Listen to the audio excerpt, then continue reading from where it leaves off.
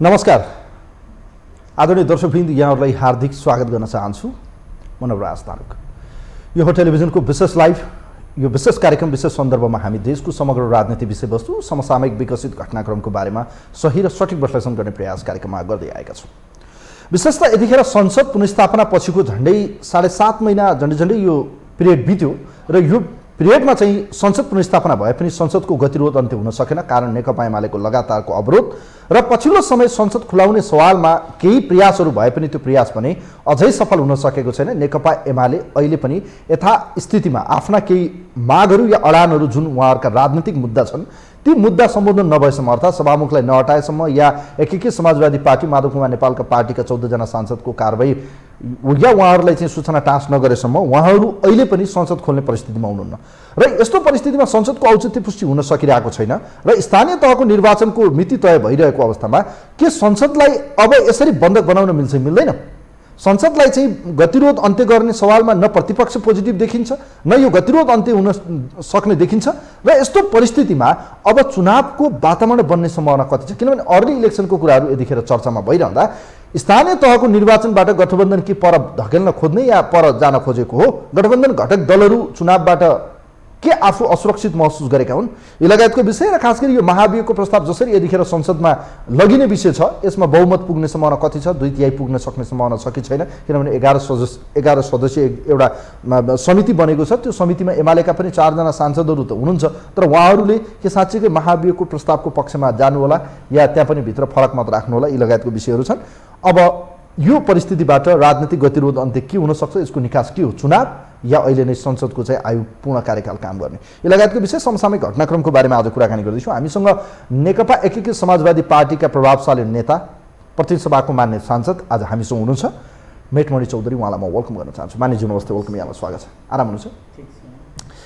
अब संसद पुनर्स्थापना भयो, हेर्नुहोस्, संसद पुनर्स्थापनाको झन्डै 7.5 महिनाको यो पिरियड फेरिलाई हामी फर्केर हेर्ने हो, झन्डै सरकार गठनको 6 महिना पनि बेसी भइसक्यो। यो संसदको गतिरोध अन्त्य हुन सकेन, किन? के कारणले चाहिँ यो हुन सकेन? अर्को कुरा, तपाईँहरूले यो संसद पुनर्स्थापना गर्नुपर्छ, हिजो तपाईँहरूले भन्नुभयो प्रतिगमन भएको कुराको आज पुष्टि हुन सकेन क्या? कि उहाँहरूले चाहिँ तपाईँहरूले पुनर्स्थापना गर्नुभयो तर गतिरोध अन्त्य भएन, अर्थात् संसदले काम गर्न सकेन? जनताका सार्वभौम प्रतिनिधि तपाईँहरूले बोल्ने थलो समेत बन्धक भयो। हेर्नुहोस् के कारणले, किन भएन भन्नुहोस् त काम गर्ने ठाउँ?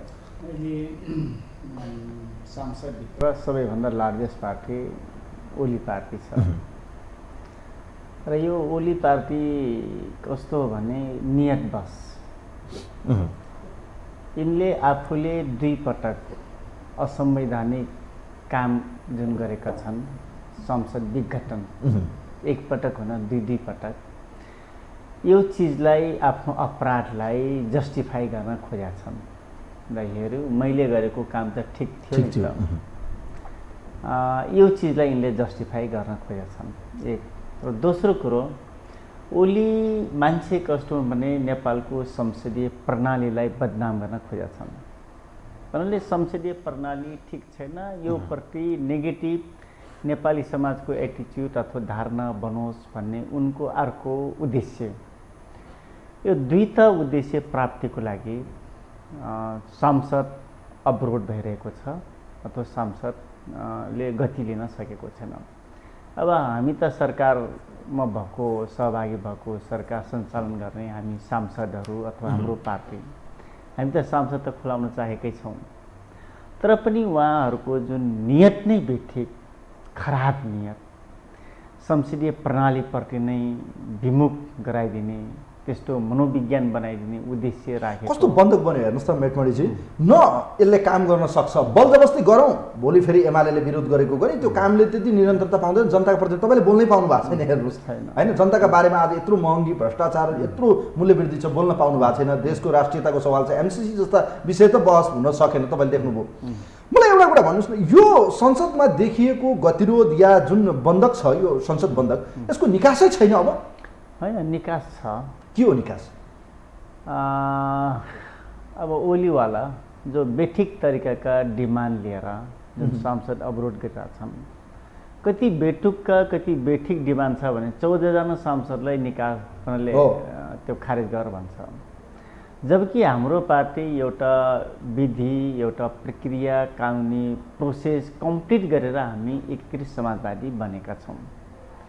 त्यसपछि हामी एकीकृत समाजवादी पार्टीका मान्छेहरू निर्वाचन आयोगले दिएको समयभित्र शनाखत गरेका छौँ र पार्टी बन्नको लागि जुन कानुनी प्रोसेस या कम्पोनेन्ट चाहिनुपर्ने हो त्यो हामीले कम्प्लिट गरेका छौँ। आज त्यही इस्युलाई सांसद खारेज गरिदेल अथवा हटाइदेल भनेर कुरा गरिरहेका छन्। यो चिजबाट उनीहरू ब्याक हट्नुपर्छ। यो नचाहिने माग, पुरा कम्प्लिट नहुने माग। दोस्रो कुरो सभामुखको विषयमा, सभामुखले किन हटाउने? कि ओलीको प्राइभेट कम्पनी त यो सांसद त होइन, उनको दिमागले काम गरेन। यसलाई हटा भनेपछि हटाउनु पर्ने, राख भनेपछि राख्नु पर्ने, त्यो पोजिसन त होइन नि त। भन्नाले उनीहरूले बेठिक डिमान्ड गरिरहेको छन्। एमालेको नजरमा तपाईँहरू सांसद नै होइन रे क्या? तपाईँहरू भने गैर सांसद, तपाईँहरू भनेको अहिले स्वतन्त्र मान्छे, अर्थात् तपाईँहरू सांसद नै होइन। उहाँहरूको माग अहिले त्यही नै छ कि पार्टीले गत भदौ 1 गते नै तपाईँहरूलाई कारबाहीको सिफारिस गरेर सभामुख कहाँ पत्र पठाइसकेको छ, तर सूचना टाँस गरिदिनु पर्ने 2 गते तपाईँहरूले निर्वाचन आयोग गइहाल्नुभयो। त्यो बेला यदि तपाईँ आज नेकपा एमालेमा भइदिएको भए, त्यो पार्टीको अर्को पार्टीमा जाने अन्य साथीहरू यसरी गएको भए तपाईँको धारणा के हुन्थ्यो त्यो बेला? होइन, हाम्रो धारणा त पार्टी एउटा लिगल प्रोसेस कम्प्लिट गरेर अगाडि बढिसकेको छ र फेरि हामीलाई कारबाही गर्नको लागि नेकपा एमाले, तत्कालीन नेकपा एमालेको संसदीय दलभित्र सर्वसम्मत हुनुपर्थ्यो। सर्वसम्मत त भएन। केन्द्रीय कमिटीभित्र सर्वसम्मत हुनुपर्थ्यो, सर्वसम्मत त भएन। तर संसद दलले त तपाईँहरूलाई कारबाहीको सिफारिस अध्यक्ष त गर्नुभयो, संसद दलको नेता केपी ओलीले।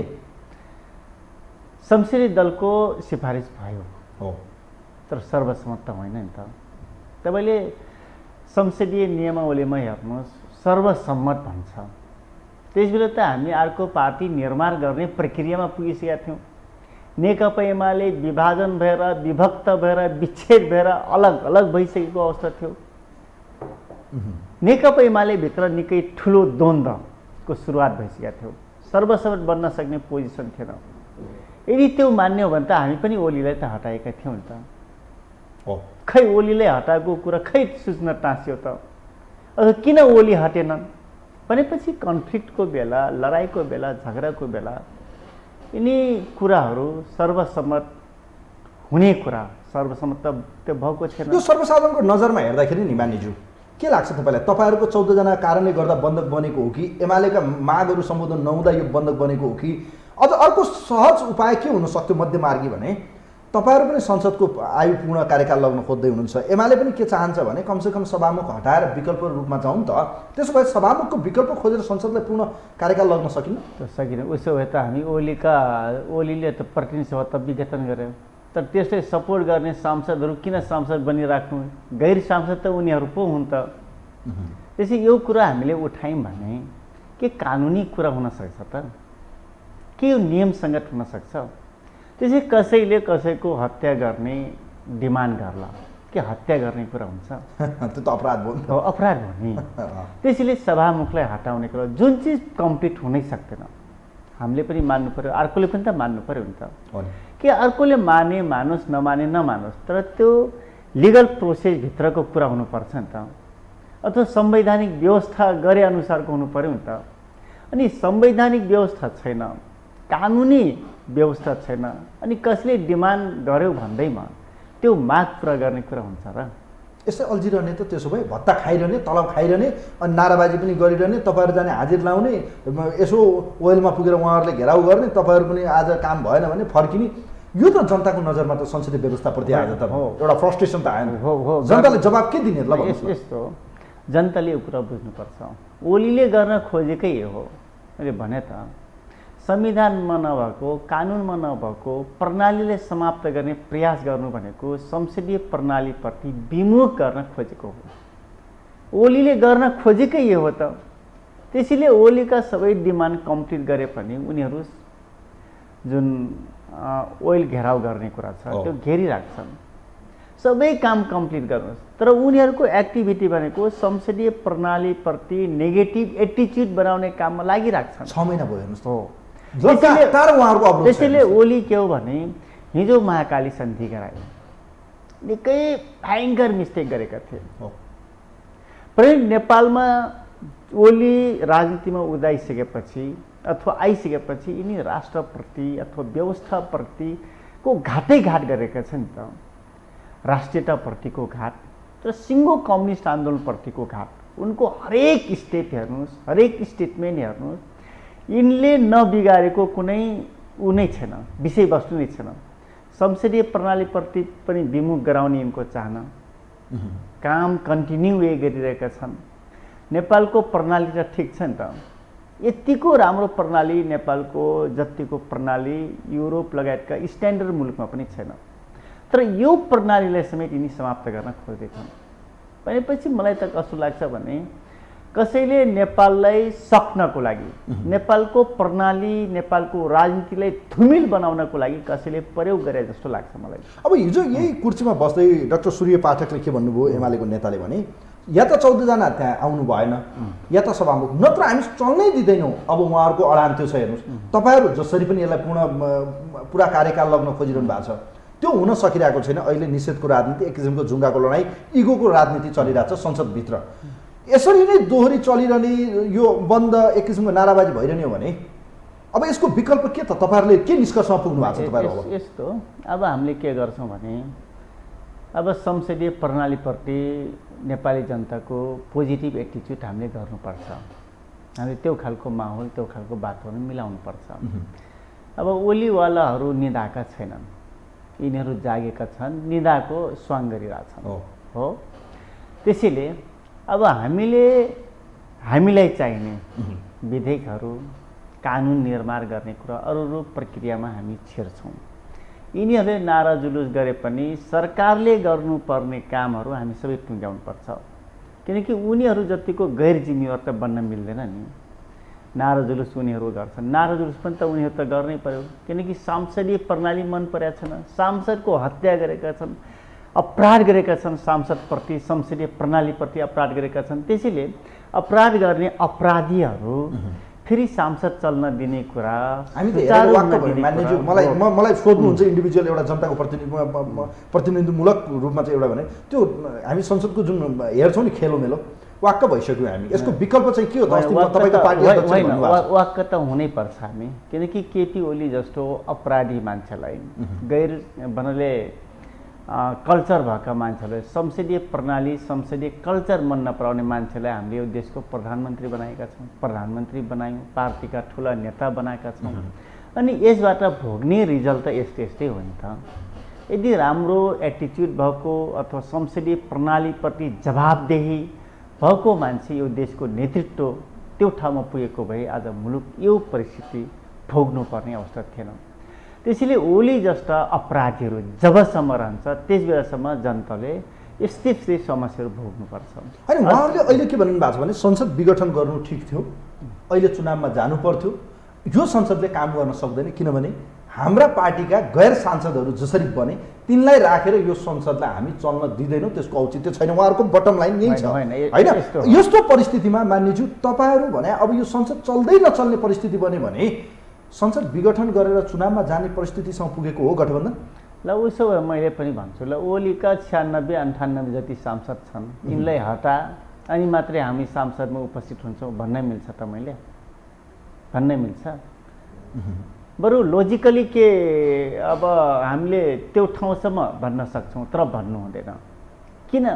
ओलीले प्रतिनिधि सभा विघटन गरेर त्यो सबै स्टेपलाई वेलकम गरेका छन् त। 98-96 जति सांसद छन्, सबै स्टेपलाई वेलकम गरेका छन्, ठुला स्वरमा यो ठिक छ भनेर भनेका छन्। आज तिनै मान्छेहरू सांसदभित्र पसेर नारा जुलुस कसरी गर्न भ्याएका छन्, म चकित परिसकेको छु। त्यसैले जब मान्छेको चेतना स्तर शून्यमा झर्छ नि, कुनै प्रकारको चेतना स्तर हुँदैन, त्यस बेलासम्म लाज नमानिकन जे बोल्दा पनि हुन्छ, जे गर्दा पनि हुन्छ। अहिले ओलीका सन्तानहरूले यही गरिरहेछन्। यो संसदको नाटक फेरि चलाइरहने हो, यो थ्रेटरको नाटक होइन। त्यो त ओलीका मान्छेहरूलाई, दासहरूलाई सोद्धा हुन्छ के गर्ने। अब यो यसको जिम्मेवार हामी त छैनौँ त, जिम्मेवार त उनीहरू नै छन्। मर्यादा यही हो त। हामीले संसदीय व्यवस्था हामीले चाहेको जो यही हो, जनताका जो संसदीय सार्वभौम प्रणाली तपाईँहरूले होइन, बोल्ने- यसो संसदीय प्रणाली मन नपराएपछि संसदीय प्रणालीले कोल्याप्स गर्न खोज्ने मान्छेहरू त गर्ने यिनै नै हो नि त। कहाँ सांसद ठिक छ, संसदीय प्रणालीप्रति पोजिटिभ एटिच्युड बनाउने काममा कहाँ लाग्छन् उनीहरू? उनीहरू नेगेटिभ कसरी बनाउने, प्रणाली ध्वस्त कसरी बनाउने, समाप्त कसरी गराउने, यो सबै गराउनको लागि नाराजुरुस गरिरहेछन्। कुरा त त्यो हो नि त। तपाईँहरूले यो नाटक बन्द गर्नलाई एउटा विकल्प छ भनेर तपाईँको पार्टीको अध्यक्षले भन्नुभएको छ अस्तिको संसद बैठक सकिए लगत्तै पत्रकारहरूसँग प्रतिक्रिया दिँदै। अब यो संसदमा चाहिँ एमालेको नाटक पनि बन्द हुन्छ, उहाँहरूको यो रडाउ गर्ने थलो पनि बन्द गरौँ, संसद भङ्ग गरेर चुनावमा जाउँ। तपाईँहरू चुनावमा जान तयार भएको? अब चुनावमा त यसो मेरो चाहना या मेरो पार्टीको चाहना अथवा अर्को पार्टीको चाहनाले मुलुकको राजनीतिलाई, मुलुकको संविधानलाई कुल्चिन मिल्दैन। मेरो इन्ट्रेस्ट, मेरो चाहना के छ त्यो सामान्य सहायक कुरा हो। तर संसदीय प्रणालीप्रति मान्छेहरूको पोजिटिभ एटिच्युड कसरी बनाउने अथवा नेपालको संवैधानिक व्यवस्थालाई कसरी धेरैभन्दा धेरै सम्मान गर्ने ठुलो कुरो, महत्त्वपूर्ण कुरा यो हो। हामीले फ्रेस म्यान्डेट भनेको 5 वर्ष हो, त्यसपछि हो, अनि योभन्दा हामीले पर जान सक्दैनौँ।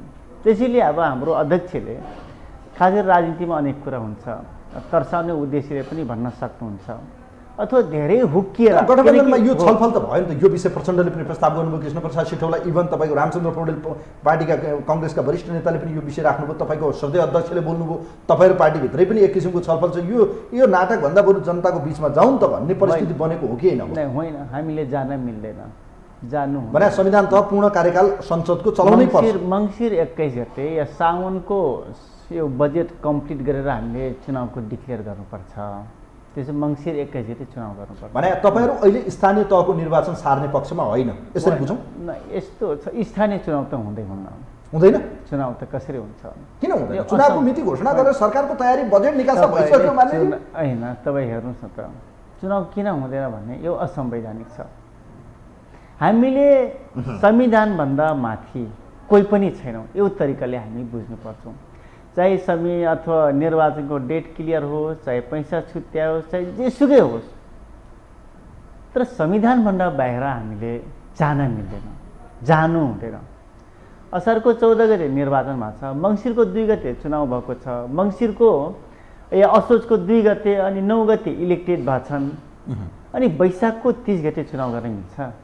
किन? निर्वाचन आयोग र प्रधानमन्त्रीको सल्लाह अनुसार सरकारको सिफारिसमा पो भएको त। यो त यसलाई त मान्नु पर्यो नि त। जेसुकै होस्, जोसुकै बोलोस्, जोसुकै भन्नुहोस्, चुनाव हुँदैन। यसको अर्थ एकीकृत समाजवादी पार्टी अहिले चुनावको पक्षमा छैन, तपाईँहरूलाई डर छ त्यसो भए? मेरो पार्टी चुनावको पक्षमा होला नहोला, छैन, आई डोन्ट नो, तर चुनाव चाहिँ हुँदैन, किनकि यो असंवैधानिक हो। हामी सांसदहरू सधैँभरि बहस गर्दाखेरि, छलफल गर्दाखेरि त्यो संवैधानिक व्यवस्था अनुसारको छ कि छैन। तर अदालतमा मुद्दा पऱ्यो, दरपिट नै गरिदियो, त्यसको विषयमा उहाँहरूले स्टे अर्डर माग्नु भएको थियो, स्टे अर्डर नै दिएन, त्यसलाई पनि भनौँ चुनाव नरोक्नुहोस् भनेर सर्वोच्चले भनिसक्दा अब चुनाव चाहिँ कसले रोक्छ भन्नु न मलाई? चुनाव त हेर्दै जानुहोस् न त, जब मिल्दैन अनि चुनाव कसले गराउँछ? तर गाउँमा आज तपाईँले हेर्नुभयो होला, कङ्ग्रेसको एउटा 8 बुँदे चुनावी गाउँ घर जाउँ कांग्रेस जिताउँ अभियान सुरु भयो। कांग्रेसका सभापति शेरबहादुर देउवाले आज पत्र पठाइसक्नुभयो गठबन्धनमा उहाँ चाहिँ चुनावमा जाने अनि तपाईहरु चुनाव हुन्न भन्नुहुन्छ। कसरी पत्याउने, कसको कुरा पत्याउने के हामीले? हैन, तपाई हेर्नुस् न त। अनि असंवैधानिक काम हामी सरकार पक्ष मान्छेहरु असंवैधानिक काम गर्ने मिल्छ? जेमा उसो भए यदि यो गर्ने हो भने ओलीको पार्टी र हाम्रो गठबन्धनको बीचको अथवा संवैधानिक सर्वोच्च तह कानुनी राज्यको कुरा गर्ने मान्छेहरुको बीचको डिफरेन्स। यसको मतलब आज गठबन्धन नै चुनावको पक्षमा छैन कि कसका कारणले चुनाव हुँदैन त्यो पनि भन्दिन मान्नुज्यू? हैन, चुनाव त अब असंवैधानिक काम हामीले निर्वाचन आयोगले गर्दैन कि? दलहरु त सहभागी हुन चुनावका निम्ति गाउँमा आज तपाई त गाउँ पुगेर आउनु भएको छ, हेर्नुस् दाङ पुगेर आउनु भएको छ। गाउँमा पुग्दाखेरि त्यहाँका स्थानीय नेताहरू त उत्साहित छन् नि, नेताजी मान्यज्यू अब त चुनाव आयो, अब त हामी त टिकट पाउनु पर्यो, चुनावमा लड्नु पर्यो, एक किसिमको माहौल त छ नि त, चाडबाड आएको जस्तो देखिन्छ नि। यस्तो छ, अब मान्छेको जुन बुझाइको कुरा छ नि, यो चुनाव हुने नहुने कुरा यो संवैधानिक व्यवस्था अनुसारको छ कि छैन, म्याच गर्छ कि गर्न, ठुलो कुरा त यो होला नि त। उसो भए आज हामीले वैशाखको 30 गते चुनाव गर्ने हो भने हिजो ओलीले डिक्लेयर गरेको चुनाव किन, त्यो चुनावमा भाग किन लिएनौँ, त्यसको अब्जेक्सन हामी किन गऱ्यौँ? त्यसैले हामी संवैधानिक सर्वोच्चता या कानुनी राज्यका कुरा गर्ने मान्छेहरू संविधानमा के छ, कानुनमा के व्यवस्था छ, त्यो कुरा हेर्नुपर्छ। जेठ 5 गते स्थानीय तहको जनप्रतिनिधिको समय सकिँदैछ मान्यज्यू। संविधान तह हेर्ने भने समयमै निर्वाचन गर्नुपर्छ, पर सार्नु हुँदैन, संवैधानिक रिक्तता आउँछ, गाउँमा चाहिँ स्थानीय तह जनप्रतिनिधि विहीन बनाउनु मिल्दैन, यी बहसहरू त भएको हो नि। त्यो छलफल पछि नै यो मिति तय भएको छ मान्य। जेठ होइन, असारको 14 गते पनि त चुनाव भएको छ नि त, असोजको 2 गते पनि त चुनाव भएको छ नि। ल तपाईँ भन्नुहोस्, असोजको 2 गते भएको जनप्रतिनिधिहरूको वैशाखको 30 गते निर्वाचन भएपछि 5 वर्षको अवधि कसरी कम्प्लिट हुन्छ? 5 वर्षे कार्यकाल कसरी पुरा हुन्छ? 5 वर्षे कार्यकाल पुरा भएको तपाईँ मान्न सक्नुहुन्छ? असोजमा भएको जनप्रतिनिधिको कार्यकाल 5 वर्ष कसरी पुरा हुन्छ? त्यसैले कुनै न कुनै तरिकाले चुनाव ब्रेक हुन्छ। कहिले गर्ने त त्यसो भए? मङ्सिर 21 गते संसदीय चुनाव हुन्छ, सँगै गर्ने?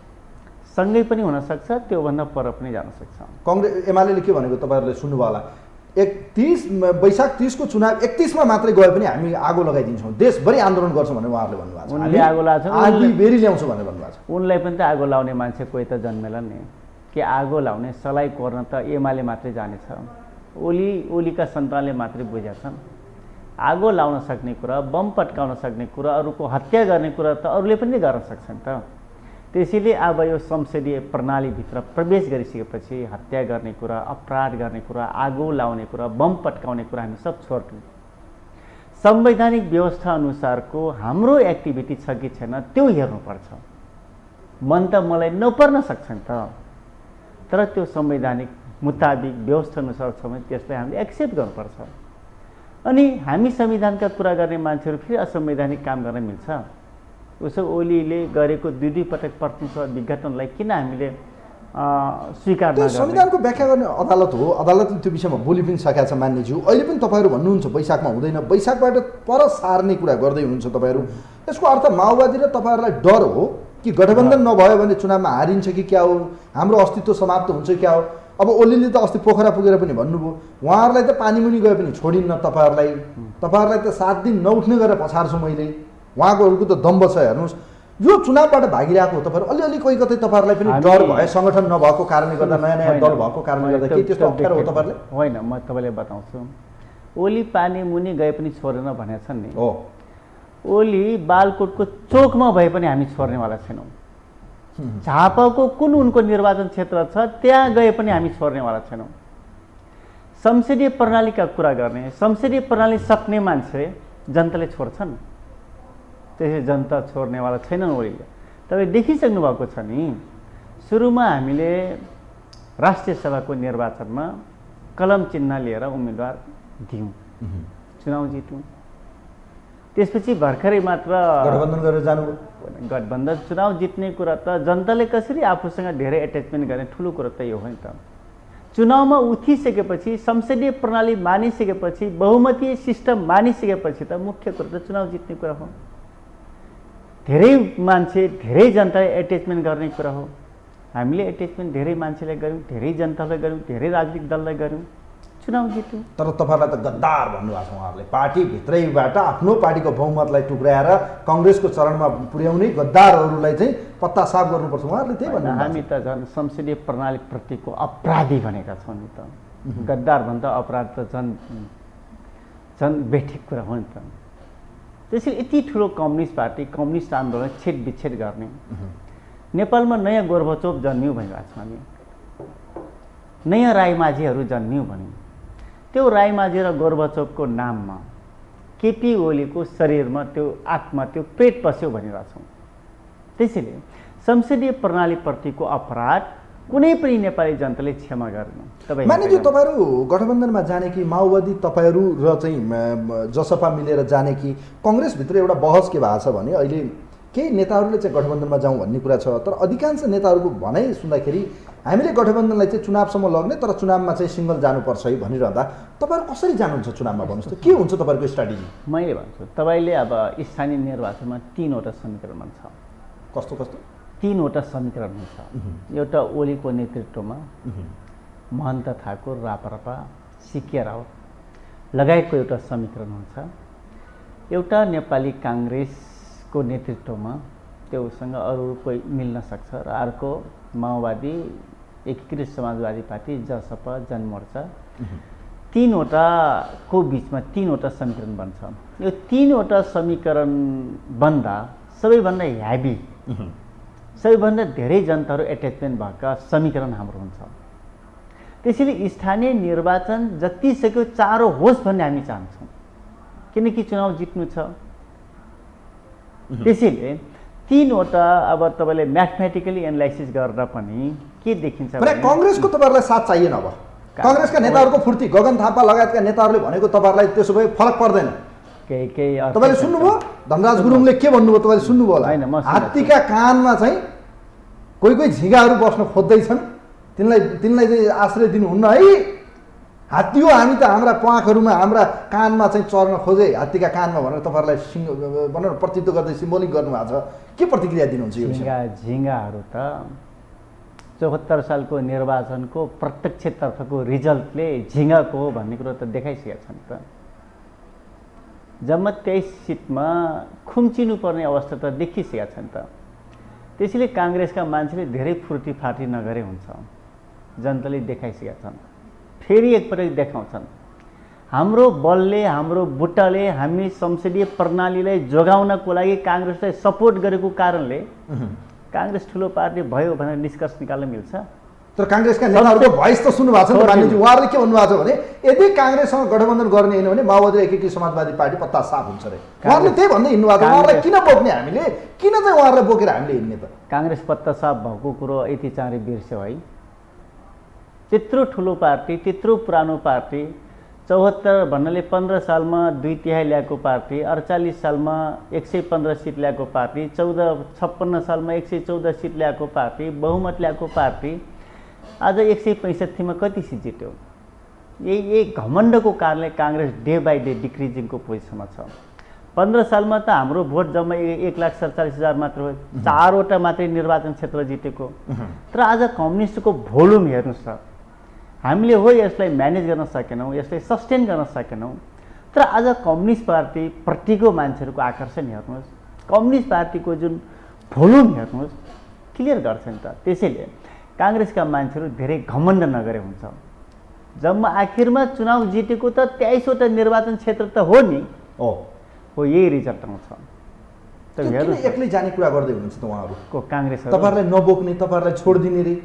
काङ्ग्रेसको कस्तो छ भने हिउँदमा यो कति सान्दर्भिक, किनभने तपाईँको रामचन्द्र पौडेल भन्नुहुन्छ हामी गठबन्धनमै जाँदा बेटर हुन्छ है, गठबन्धन तोड्नु हुँदैन, यो त राम्रो हुन्छ भन्ने कुरा छ।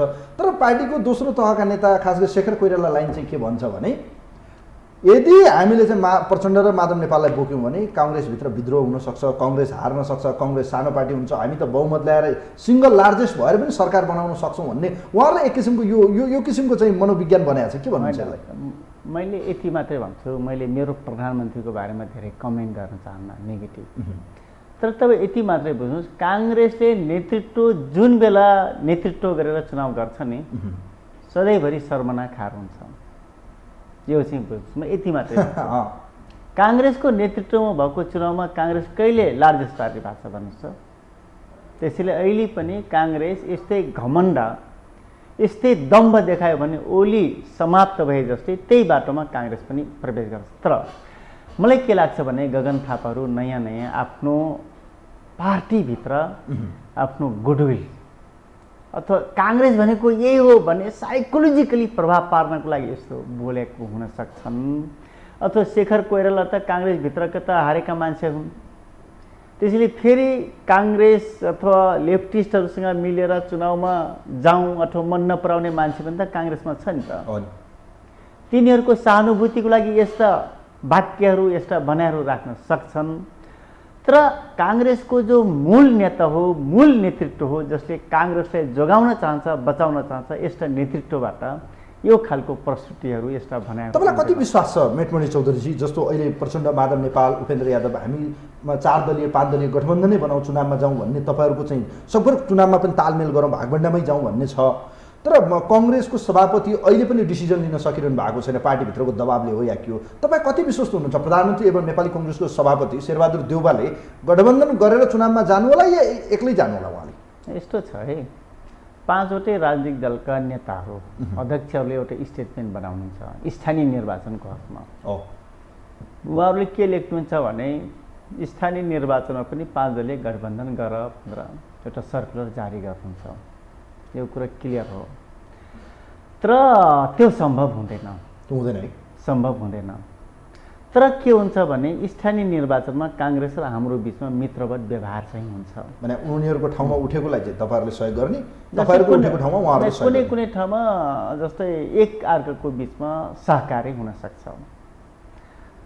नेकपा एमाले जित्न सक्ने पोजिसनमा लोकल लेभलमा त्यस्तो समीकरण बनिदिन सक्छ। तर थ्योरिटिकली 5 दलीय गठबन्धन गर भन्ने हुन्छ।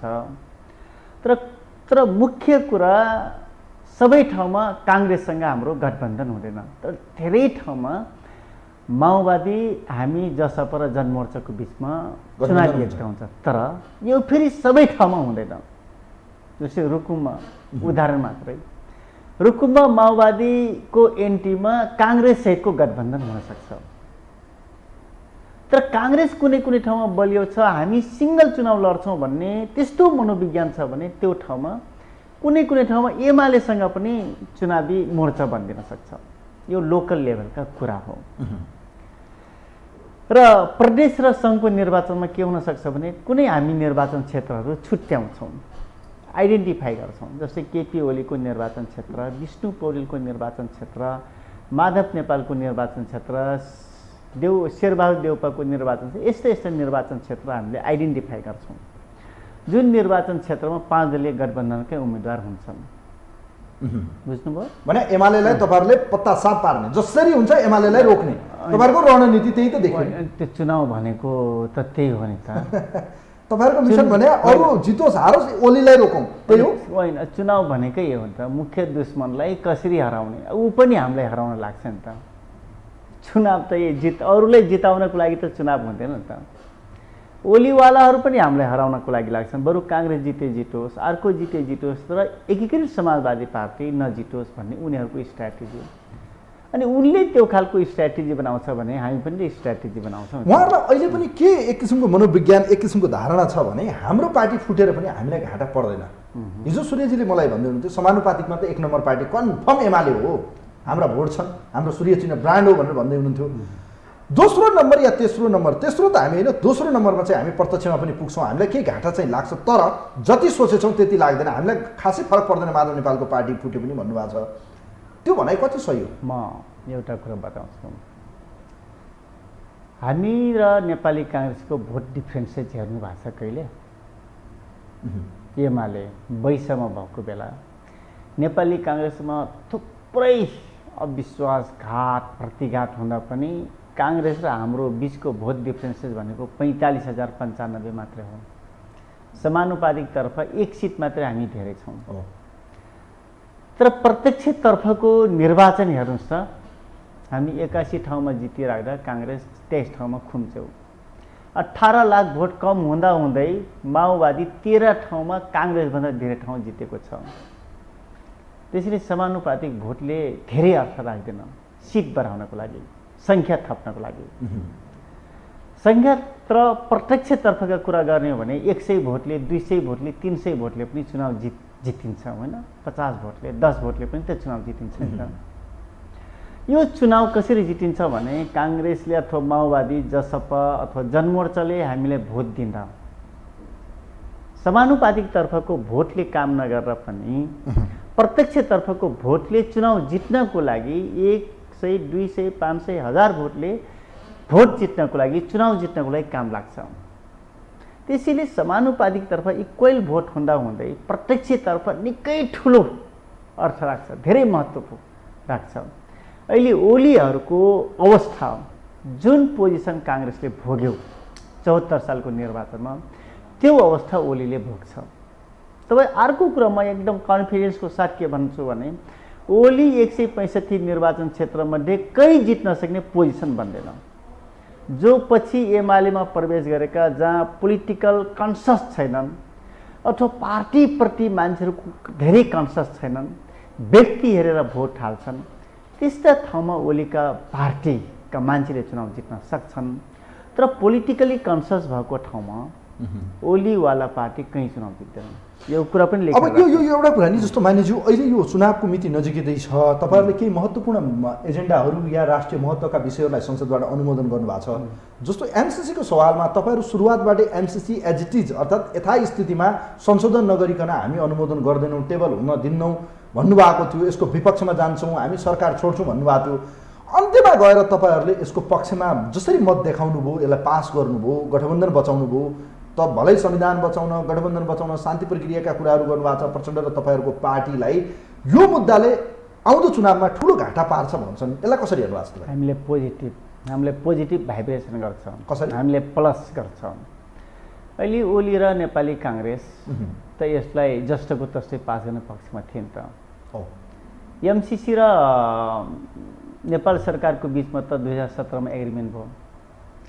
2017 मा एग्रिमेन्ट भयो, 2019 मा 2 वर्षको अवधिमा धेरै ठुलो चेन्ज आइसकेको थियो। राष्ट्रको हितको विपक्षमा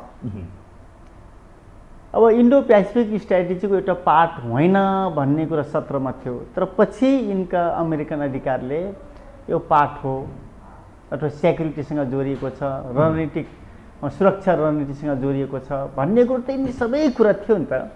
एमसिए नेपाल सरकारको कानुनभन्दा एमसिएको कानुन माथि हुने, एमसिएले डाइरेक्सन गर्ने, यिनी सबै कुरा थियो नि त।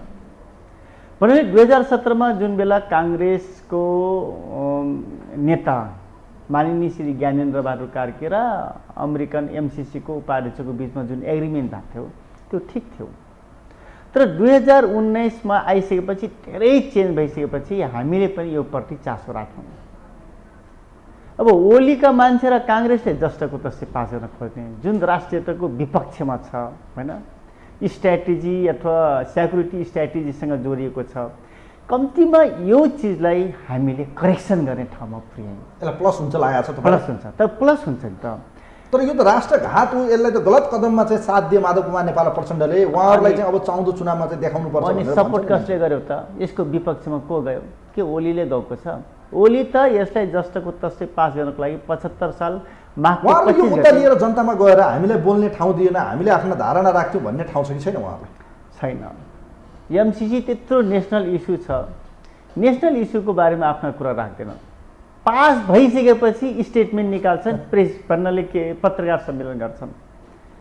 तर यो त ओलीवालाहरू हामी नारा जुलुस गर्छौँ, पास गर्नको लागि अब सिधै गर्दाखेरि भोटसोट हाल्नुपर्छ, त्योबाट त्यो हुन नपरोस्, त्यो गर्न नपरोस् भनेर नारा जुलुस गरेका छन्। एमसिसीलाई पास गर्ने काममा सघाउ पुर्याएका छन्।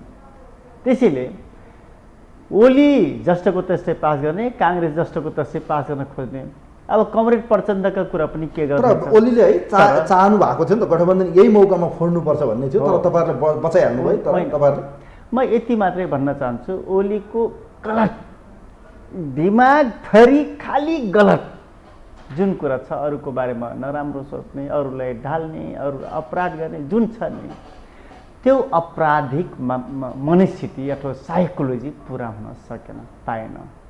कम्तीमा करेक्सन पनि गऱ्यौँ, सत्ता गठबन्धन पनि टिकेको छ, दुईटा काम त हामी गऱ्यौँ नि त। त्यसको नेतृत्व कमरेड माधव कुमार नेपालले गर्नुभएको छ। त्यसो भए एमसिसी पास गर्नु ठिक थियो, जे गरियो पार्टीको निर्णय ठिक छ भन्ने लाग्छ तपाईँलाई? होइन, पार्टीको निर्णय त ठिक, कहीँ कतै गल्ती भयो, अझ यसमा वृहत छलफल हुनु पर्थ्यो, या जनताको यत्रो विरोधका बावजुद हामीले चाहिँ नपास गरेको भए हुन्थ्यो, के लाग्छ तपाईँलाई? इन्डिभिजुअल तपाईँ सोच्नुहुन्छ? मेरो व्यक्तिगत के छ भने म एमसिसी प्रोजेक्टप्रति म नेगेटिभ छु। हामी अहिलेसम्म जे गरिरहेको थियौँ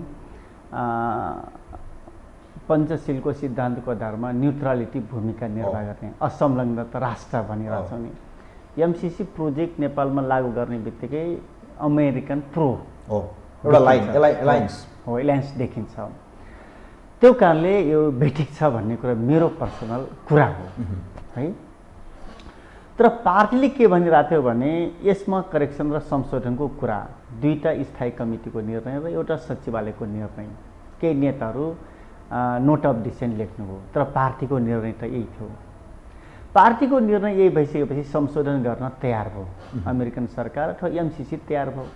जुन जुन विषयमा हाम्रो असहमति छ, जुन कारणले यसलाई अस्वीकार गर्नुपर्छ भनिरहेको छौँ, त्यो कुरा त्यो चिजलाई त्यो पार्टलाई अलग गरिसकेपछि त एमसीसी ठिक हो नि त। जस्तै इन्डो पेसिफिक स्ट्राटेजीसँग नजोडिने कुरा हो न, नेपालको जुन 13 अरब पैसा छ त्यो माथि हक लाग्ने कुरा, अथवा एमसिए को कानुन नेपालको कानुनभन्दा माथि हुने कुरा लगायतका जुन 11वटा बुँदा प्लस सहायक बुँदालाई जुन करेक्सन गरेका छौँ, यो त हामीले अलग गऱ्यौँ नि त। सन् 2017 मा हामी आइपुग्यौँ, जुन बेला हामी सुरुमा एग्रिमेन्ट गरेका थियौँ। 2019 मा जुन जुन चिज थपिएको थियो यो संशोधन जुन किसिमको व्याख्यात्मक टिप्पणी भयो यसलाई चाहिँ पोजिटिभली लिनु भएको छ यसलाई ठिक छ। तर एउटा के छ भने हामी जनतालाई यसलाई अलि पर सारेर 1 महिना 2 महिना पर सारेर सरकारले एमसीसी को विषयमा जनतालाई कन्भिन्स गर्न सक्नुपर्छ। तर माहौल गरमागरम थियो नि त, तातेर त बर्बाद ठिक छ न, यो कमजोरी हाम्रो हो, नेपाल सरकारको तर्फबाट कमजोरी रह्यो। जनतालाई कम्तीमा जनताको लागि राजनीति गर्छौँ भन्ने हामी राजनीतिक दलहरू जनतालाई पिर पारी पारी ठिक भए पनि जनतालाई नमनाइकन नबुझाइकन पास गर्ने काम बेठिक भयो जनताको लेभलबाट हेर्दा।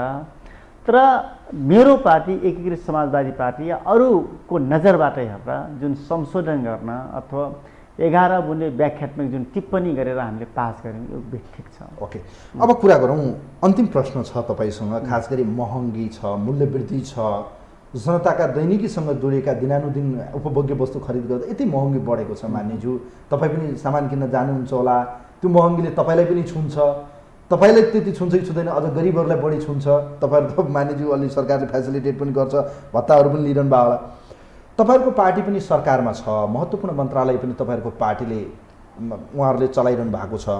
तपाईँ कति सेटिस्फाई हुनुहुन्छ अहिलेको पर्फर्मेन्सबाट? तपाईँको पार्टीबाट प्रतित्व गरेका मन्त्रीहरूको कार्यशैली या कार्य मूल्याङ्कन गर्ने भने झन्डै 6 महिना भयो बित्यो, तपाईँ कति सेटिस्फाई हुनुहुन्छ? तपाईँका मन्त्रीले काम गर्न सकेको सकेन? पार्टीको नेतृत्वले दिएको उहाँहरूले जिम्मेवारी पुरा गर्न सकेको सकेनन्? नै, हामीले एउटा विशेष परिस्थितिलाई सम्बोधन गर्नको लागि हामी सरकारमा गएको हो। हामीले समृद्धि ल्याउँछौँ, यो गर्छौँ त्यो गर्छौँ भनेर सरकारमा गएको होइनौँ। तर सरकारमा गइसकेपछि फेरि पनि जनताका गुनासोभन्दा बाहिर हामी अलग हुन सक्दैनौँ। जनताका गुनासो सुन्नुपर्छ, महँगीलाई नियन्त्रण गर्नुपर्छ, सब्सिडी दिएर भए पनि महँगीलाई कन्ट्रोल गरेर जनतालाई एक खालको सुविधा दिन सक्नुपर्छ। तर यी सबै कुरा हामी भन्न बाहिरका कुरा हो। किन बाहिरको कुरा हो भने सबैभन्दा यो सबै महँगी भन्ने चिज डिपेन्ड केमा पर्छ भने फ्युलमा पर्छ। आज अमेरिकामा समेत फ्युलको मूल्य प्रति लिटर 5 रुपियाँ 5 अमेरिकन डलर वृद्धि भएको छ। अमेरिकन डलर अथवा वृद्धि हुने बित्तिकै हाम्रो पनि पर्चेजिङ जुन प्राइस छ त्यो पनि वृद्धि हुन्छ। जे जति ट्रान्सपोर्टेसनको काम हुन्छ सब फ्युलमै डिपेन्ड पर्छ। त्यसैले हामीले चाहेर पनि महँगीलाई कन्ट्रोल गर्न सक्ने पोजिसनमा छैनौँ।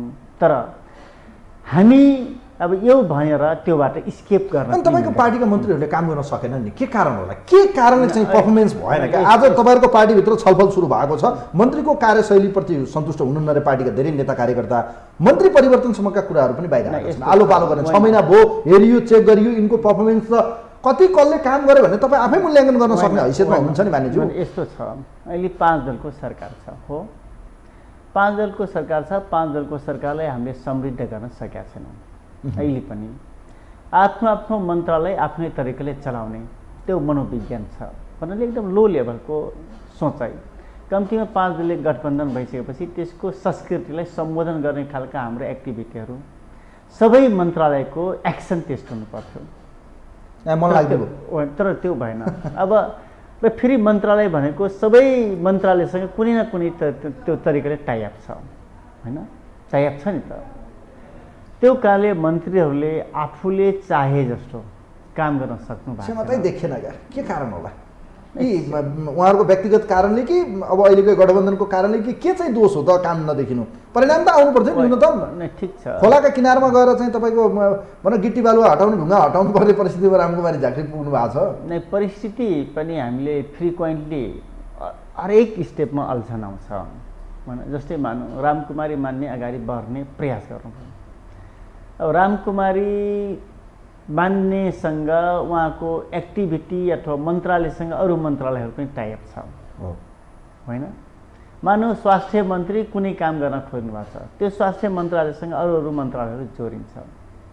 त्यो मन्त्रालयले मलाई त्यो के अरे हस्तक्षेप गर्ने पनि त्यो तरिकाले सोच्न थाल्छ। उसको एक्सनले मलाई पनि पोजिटिभ भाइब्रेसन दिन्छ अथवा उसलाई सहयोग गर्नुपर्छ। 5 दलीय गठबन्धन छ, हामी एउटै हो भन्ने हाम्रो बुझाइ छैन। बुझाइ कस्तो छ भने यो काङ्ग्रेस, यो एकीकृत समाजवादी, यो माओवादी, यो अर्को जसपा होइन, एकले अर्कोलाई सहयोग भन्दा पनि कम्प्रोमाइज गर्ने भन्दा पनि असहयोग गर्ने जुन कल्चर छ, त्यो कल्चरको कारणले फ्रिक्वेन्टली मन्त्रीज्यूहरूले अगाडि मन्त्रीहरूको रिजल्टप्रति खुसी हुनुहुन्छ तपाईँ?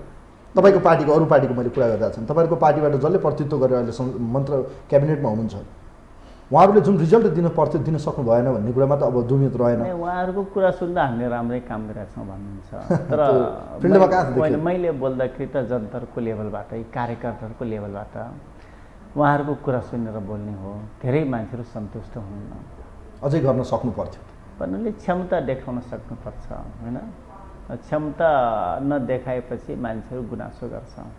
वास्तवमै यी यावत विषयमा आफूले जानेका विचारहरू यहाँले राखिदिनु भयो। मान्यज्यू, म धेरै धेरै धन्यवाद दिन चाहन्छु। नमस्ते।